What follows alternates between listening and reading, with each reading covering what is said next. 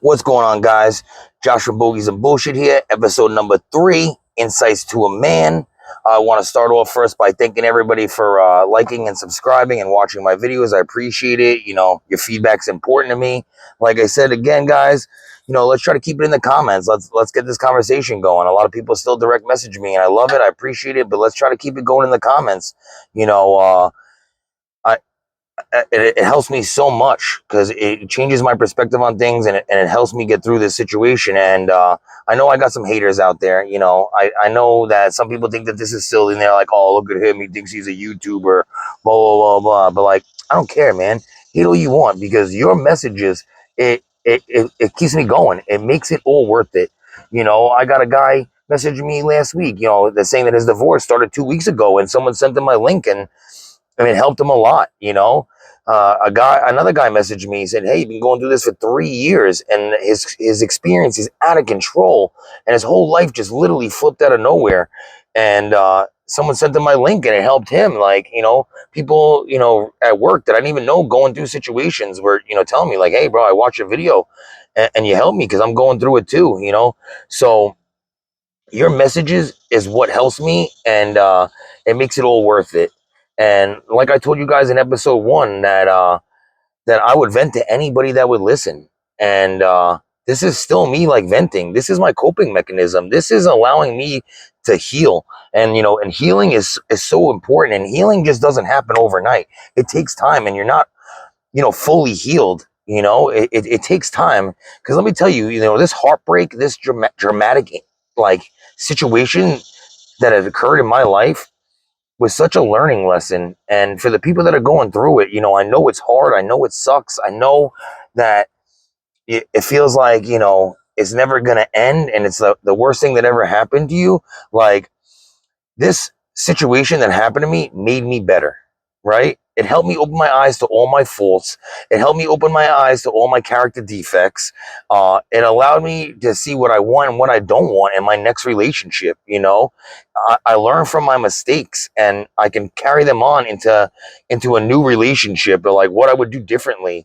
And and you know, so this heartbreak is something that I needed as a learning experience. And not to mention that I realized that even though that I loved my ex and I wanted my family back more than anything in the world, like, it made me realize that, like, love is not wasn't enough to keep it going. Like, love was just not enough. And it made me realize that, like, she wasn't everything that I was looking for, and I wasn't everything that she was looking for. So, you know, at the end of the day, I needed this. I needed this to happen. I needed to hit my rock bottom. And, you know, I'm going to steal, you know, a quote from Shia LaBeouf when he did his interview with John Bernthal on The Real Ones, which is a good interview. I suggest you guys check it out, especially guys that are going through a hard situation, or anybody that really went through a hard situation and wanted to get through it. But, like, you know, he says that, you know, rock bottom isn't experiencing the worst moment of your life. Rock bottom is when things have gotten so bad that you need to fix it, and it's time for a change. And it's when you realize that it's so bad that you need to fix it, and it's time for a change. And, you know, like I said again in episode 1, like, I was in such a bad place. I wasn't eating, I wasn't sleeping, I was anxious, I was distracted at work. Like, you know, I got to a point that I hit my bottom. And then finally, like, I realized that this is so miserable that I need to change. I need to fix this. And I need to find outlets to heal. So, like, then I went on my healing journey. Like, at that point, like, you know, I found, you know, hobbies. Like me, I like to shoot guns. So I went to the shooting range. I was shooting guns with my friends. I was riding motorcycles. I bought a tattoo machine on Amazon, and I learned how to tattoo on, like, fake skin. Like, I was doing little tattoo designs, like, to heal, because, you know, everybody heals differently. It's a different journey for everybody. Everyone, you know, some heal quicker, some heal fast. You know, some heal, you know, it takes a long time. But, like, you need those outlets, whether it be the gym or just new hobbies. You know, go see a therapist, but make sure you do it for yourself. You do it for everything is being done for you. You're not doing it to spite the other person or say, look at me, I'm doing good, I don't need you, blah, blah, blah. Because as a man, when there's a problem in our lives, we always try to solve it, right? We're problem solvers. We want to fix things. So when this separation or this divorce or this situation occurred, your first thing is like, how do I fix it? How do I fix it? What do I do to fix it? What do I do? And you start panicking and you start doing anything to fix it. You go to the woman, what do I need to do to fix this? What was I doing wrong? What needs to change? Whatever. And men, we think logically. We don't really think emotionally. So like logically, we think to ourselves like, all right, this is how I'm going to fix it. This is what I'm going to do. You come with a step plan, and you try to fix it, and you start bending over backwards, and you start doing all these things that you weren't doing in your relationship, and that she told you need to fix. You start doing laundry. You start buying flowers all the time.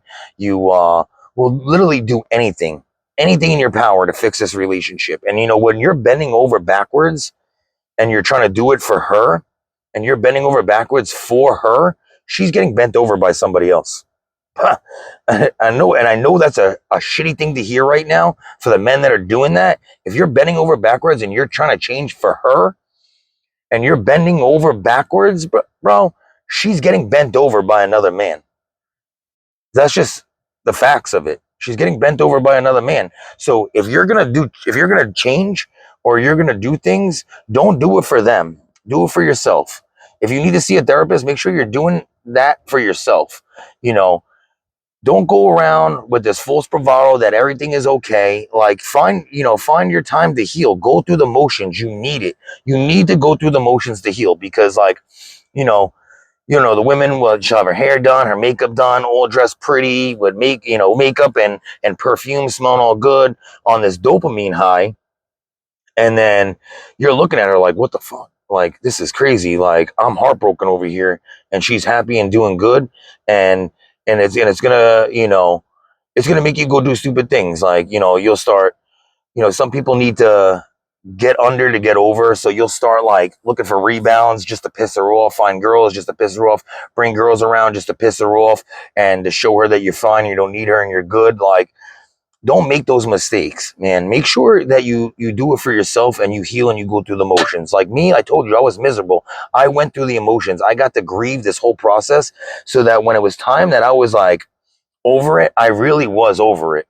And like you're gonna need that for your sanity and for your mental health. Like you're gonna need that. So make sure that you're doing everything for you. Like a woman can go on and do all these things because women they initiate 70 to 80% of all divorces and separations, and that's just the facts. That's just the statistics that 80 to 70% of divorces and separations are initiated by the woman. And in a world where like 55% of marriages end in divorce, you know, like it's crazy that most of them are initiated by the woman. And I know I'm going to get some hate and I'm going to get some heat about this one, but like a woman will prioritize her happiness over her family, whereas a man will prioritize his family over his happiness and will stay in a toxic relationship and stay with a woman based off of being comfortable and logically it's the best thing to do, and most of the time it's for the family. Like we will literally stay in this miserable toxic relationship for the kids and for the family, and we prioritize everybody else over our own happiness because that's just what we do as a man. And and we stay because we know that if we leave, we're going to lose the most. We're going to lose emotionally. We're going to lose financially, and we're going to get destroyed. Because at the end of the day, like a man needs a woman, right? Like we think that we don't, but we do. We need the touch of a woman, the comfort of a woman, and we like having a woman there to, cook for us, clean for us, and be a wife. And a woman doesn't really need a man. Like, in my opinion, a woman really doesn't need a man. Like, they want one, but they don't need one. Because you can see these moms out here that have, deadbeat baby daddies that don't contribute, don't get their kids. And a mom will, go to work, provide for her family, provide for her kids, and hold down the fort. Like, she really doesn't need a man. She wants a man. She wants a man to lead. She wants a man to provide, but she doesn't really need it. And, like, You know, the reason why this is my opinion is because, you know, my grandma, rest in peace, she passed away a couple of months ago, 91 years old. She was a widower for about 35 years. And I never understood why my grandma didn't remarry or get a new boyfriend or anything after, you know, my grandfather passed. So, you know, recently in November, I went to go visit her for Thanksgiving. Me and my daughter, we went down to Florida because she was such an independent woman after my grandfather passed that she would like literally travel the world by herself and like go back and forth, snowbird from, you know, New York to Florida, Florida to California, back to New York. And she always traveled and did everything by herself. And, you know, I finally asked her and I said, Grandma, you know, why didn't you ever remarry or, you know, get a boyfriend after, you know, grandpa passed away? And her response to me was like, do you think that I want to remind another old man when to take his medication? And I started laughing because it's so funny because, you know, as a man, we need that woman to remind us of stuff. We want that honey-do list. Honey, you need to do this for me. Honey, you need to do this. Honey, you need to do this. Like, you know, we need a woman in our lives. Like, a woman wants us to lead, they want us to provide for them, but they can really hold it down on their own. And like, as a father of daughters, I really do see that women are like more self-sufficient than men, and women are, you know, smarter than men. They pick up on things quicker, they do things quicker. Like, you know, it's just, you know, biology at that point. And like, man, we do dumb things. Even as kids, we're doing dumb things, jumping off of things that we shouldn't, climbing things, getting hurt, getting into trouble, just doing silly things. And, you know, so when my grandma said that, you know, it made sense. Like, she's like, I'd rather live peacefully, independently, travel the world, do what I want, than have to remind some other old man that I probably don't even love that he has to take his medicine or he has to do this. So like, I understood it. And, and that's what shaped my opinion about like if a man really needs a woman or not. Like, even my mother, you know, my mother and father are still married, still together, been together for over 40, you know, 5 years. And like, but if God forbid something happened, my mom would be able to hold down the fort by herself. She's a hustler, she's a survivor. Like, she will hold it down. And, you know, props to the women out there that are holding it down like that. Like, good for you, you know. And I give you mad credit because, you know, especially in a world that it's so difficult to, you know, to live because everything's so expensive, and, you know, times have changed. Like, I give you credit. So don't think that, you know, that I don't have respect for the women that are holding it down out there. And then, you know, but this goes into like my questions of the day, right? So I told you guys, you know, questions of the day is going to be, you know, topics of discussion that I'm going to put out there so I can get a, you know, a consensus of what people think, get different perspectives. And then I'm going to give you my perspective and I'm going to wrap it into my life, right?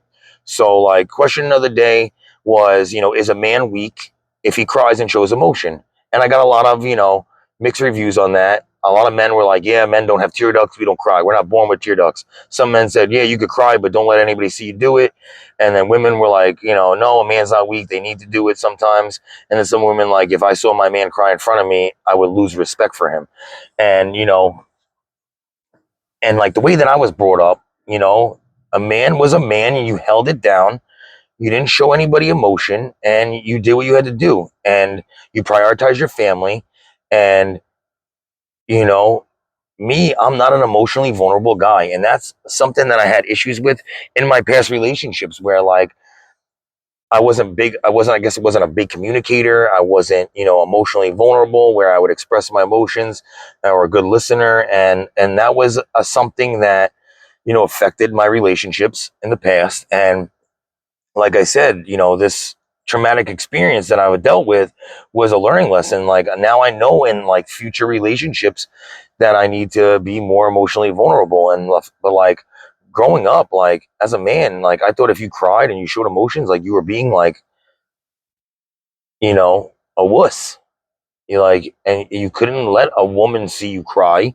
They would lose respect for you. They would think that you weren't strong enough. And and that was my perspective on it. And then, you know, some people said, like, you know, sometimes you just got to let it out. And I know sometimes you get so angry that you just want to cry. There's people like that. Like, you just get so angry that you want to cry. And do I feel like there's something wrong with crying? Absolutely not. Me personally, if I felt like I had to cry, I would do it in like the privacy of my own home where nobody would see, and I would do it that way.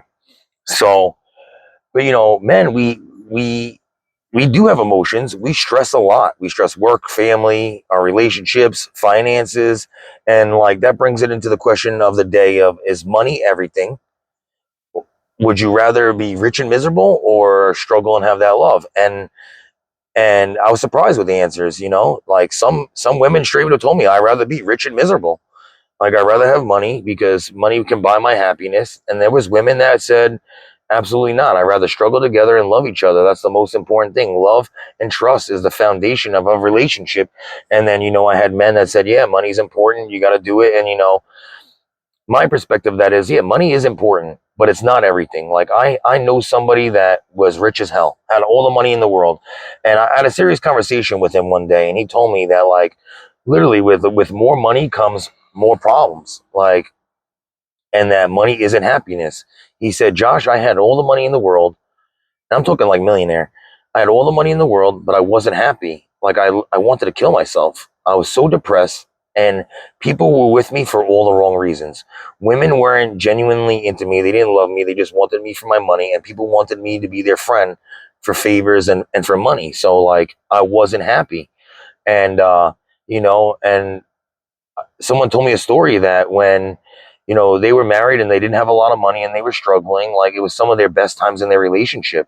They'd have like $6 in their bank account, and they'd go rent a movie from Blockbuster and a bag of popcorn, and that was their date night.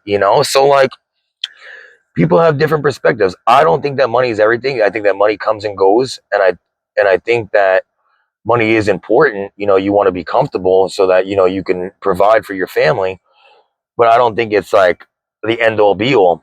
And this brings me into the question of the day is that, what do you think about a relationship being 50-50 financially? And I was actually really surprised on the responses that I got from some of these women. Like a lot of women were cool with it. They were like, yeah, I have no issues with it being 50-50 responsibility financially. Like, unless, if the one party is making a significant amount more money, then then it can't be 50-50. It just doesn't work that way. But if we're like on an even keel, then 50-50 is fine. And like I was surprised. And then some people said, absolutely not. Man is a man. A man needs to provide. My money is my money. His money is my money.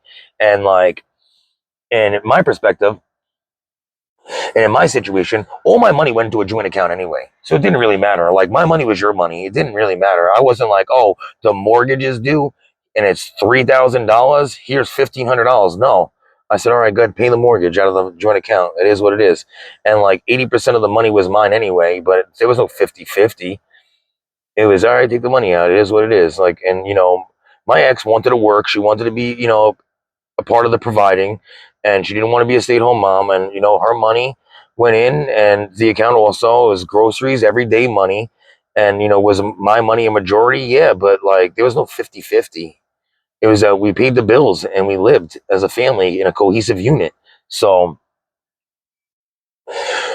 when it comes to dating and you're taking girls on dates and stuff, yeah, the man pays for the date. I'm not gonna ever say to a woman, oh, the check is $300, give me 150. Never would I do that. Like that's out of control. Now I'm too old school for that. And but believe it or not, it happens in this day and age. There's some girls that are cool with it. They want to go halves. There's some women that will say, I will, when the check comes, I will offer. If the man accepts the offer, then and I'm never going on a second date again. But I feel better if I offer. But like I'm that type of man. It's like, don't even offer me. I got this. Like, like want a date. I'm taking you out. If you're in a long-term relationship and your girl wants to take you out and she's like, hey, baby, I got this. Like, I'm still going to be like, no, I got this. And if it's like a little like, no, let me get this. I worked some overtime this week and I want to treat you. You're good to me, whatever, then whatever. If you want to feel special, I'll do it. So, you know, I was really surprised because everyone kept, a lot of people were saying it's not about the money. It's about love and trust. And that is the foundations of a good relationship, love and trust. And then that brings me to the next question. Should you and your partner be sharing locations? Now that goes in with trust. Is it a sign of distrust? Is it a invasion of privacy? What do you think? And let me tell you, a lot of people were said, no, you shouldn't share your location. And some said, yeah, you should for safety reasons, right? Men and women. For safety reasons, I should know where you are. For safety reasons, you should know where I was. And like, I was never into that. Like, I never had to share my location. I'm the type of guy that when I'm with you and I love you and I'm your man, like, I am gonna tell you where I am. And that's exactly where I'm gonna be. Maybe I'm running to the store real quick. Maybe I run to the 7-Eleven real quick. Maybe I'm running here quick. I'm going to this place. I'm going to that place. Like, I am 100% accountable for every second of my day that I have no problem sharing my location. Now, do I think it's a sign of distrust? Yes. If you have an insecure woman, if I need to share my location with you to make you feel better, then I'll do it, you know? But at the end of the day, do I think that it's a necessity? No, I think it's just going to drive you crazy by looking at each other's locations like that all day. And, but a lot of people have trust issues, especially, next question. Can men and women be friends? If you have a woman that has a lot of male friends, is that a problem for you? And vice versa.